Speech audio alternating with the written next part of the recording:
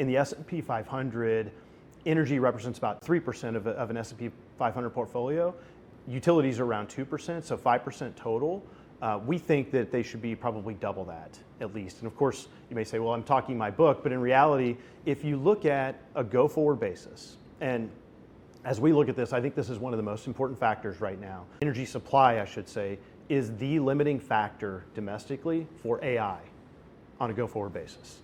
And that in and of itself, if you think of technology as a percentage of the S&P 500, it's 35%. You can't have that technology piece of the pie without energy. And so the importance of energy on a relative basis is only growing more and more as AI takes more and more share. And as AI impacts every single aspect of that pie of the S&P 500, not only the technology sector, but every other aspect, energy, again, is the limiting factor for AI domestically. We have to have more of it.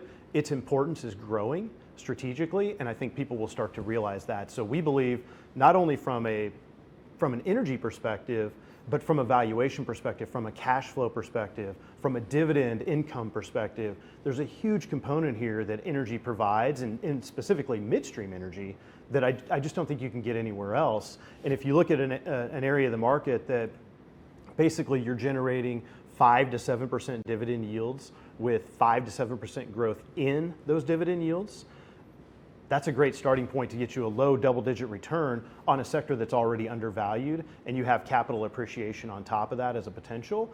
That's an area of the market. And the other thing I would note there is while most of the market is trading at all-time highs, our sector is trading at levels that are probably 2/3 to a half of its all-time high. They're not even close. So that's why we feel very confident that energy should play a big role in someone's portfolio, not only due to the income factors, but also due to its strategic nature on a go-forward basis, in particular related to AI.